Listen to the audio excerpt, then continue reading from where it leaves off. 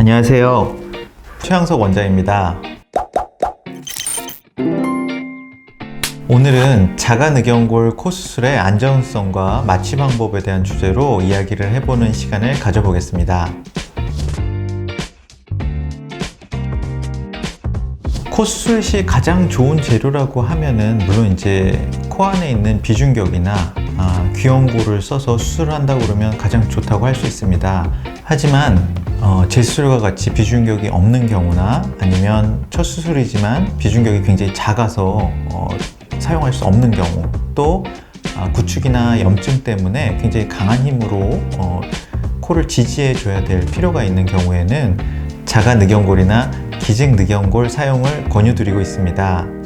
이때 물론 가장 좋은 것은 본인 자가늑연골이기는 한데, 기증늑이라고 해서 무조건 또 나쁜 것은 아니고요. 그 연골을, 좋은 연골을 적재적소에 적절하게 쓴다고 그러면은 자가늑연골만큼 좋은 결과를 얻을 수 있습니다. 하지만 단순히 흉터나 통증, 불편함 같은 요인을 생각하지 않는다면 아까 말씀드린 것과 같이 꼭 늑연골이 사용돼야 하는 경우라면은 자가늑연골이 가장 좋은 재료라는 것에 대한 이견은 없습니다.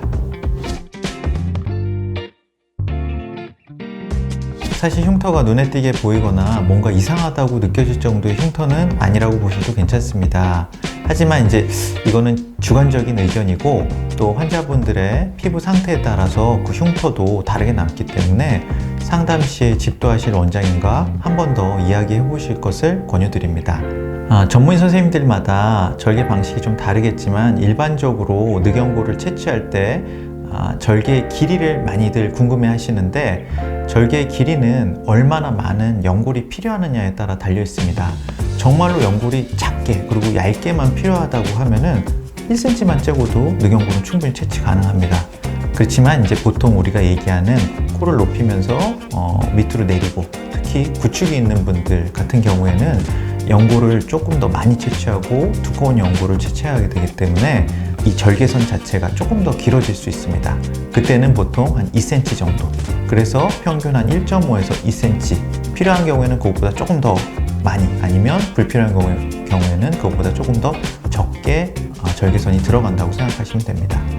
흉터는 아까 말씀드린 것처럼 환자분들마다 그 남는 정도가 다릅니다. 어떤 분들은 선처럼 아예 보이지 않게 남는 분들도 있고, 어떤 분들은 굉장히 두툼하게 켈로이드처럼 두껍게 흉이 튀어나온 경우도 있습니다. 그런 경우에는 이제 추가적으로 추후에 부분적으로 흉터 재건술이 조금 필요한 경우도 있을 수 있습니다.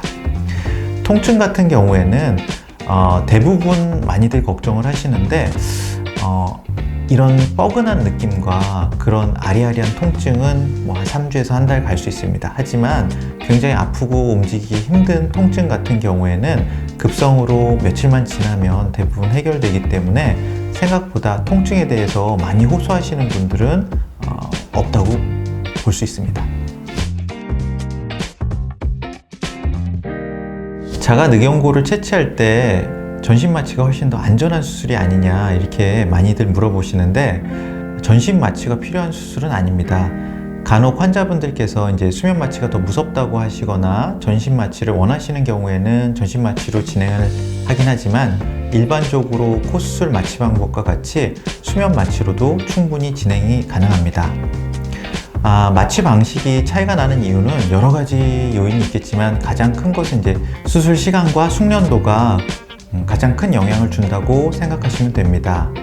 수술 시간은 늑연골 채취 시간이 사실은 숙련자가 하게 되면은 굉장히 짧습니다. 그래서 빨리 떼면은 정말 몇 분만 해도 떼기 때문에 그거에 대한 수술 시간이 추가가 많이 되지는 않고 있습니다. 그래서 그것 때문에 굳이 전신 마취를 고려하실 필요는 없고요. 늑연골 채취만 보고 말씀을 드리면 수면 마취도 장점이 많은 방법이라고 말씀드릴 수 있습니다.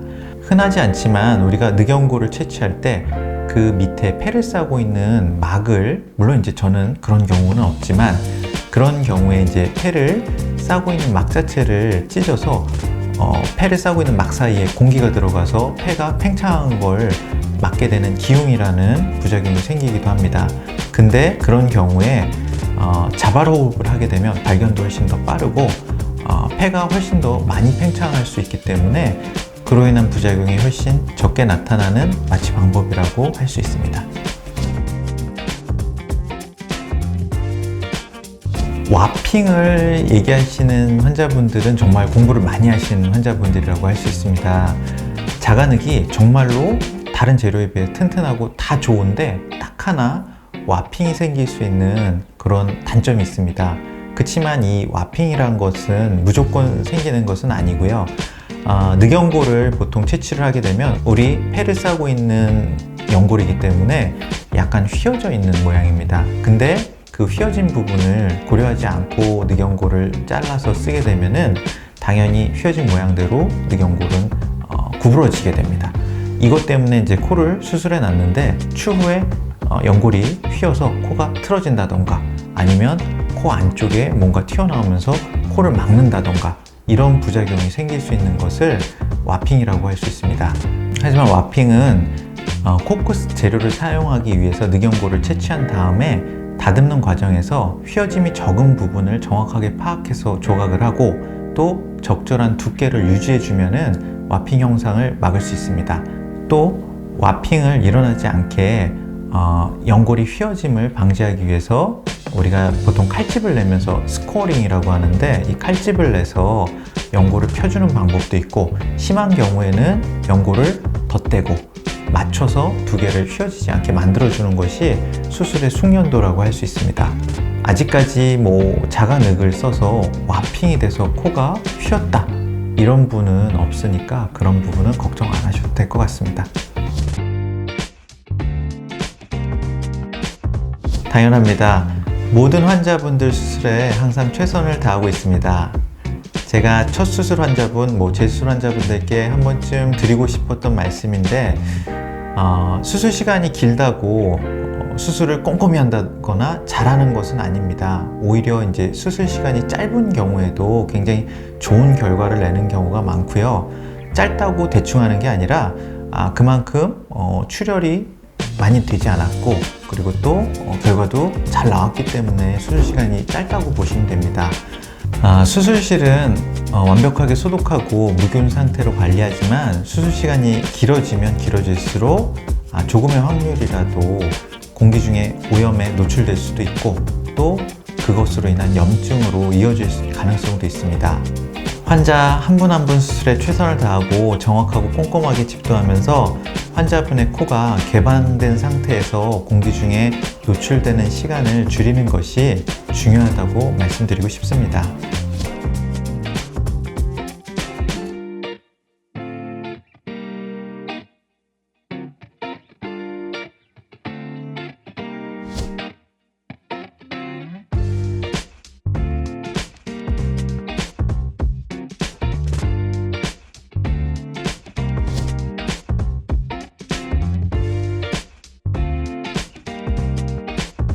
여러분, 오늘은 자가늑연골을 활용한 코 수술에 대한 제 생각을 말씀드렸는데요.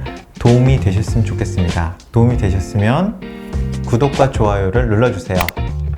또 다른 궁금하신 점이 있다면 밑에 댓글을 통해 질문해 주세요.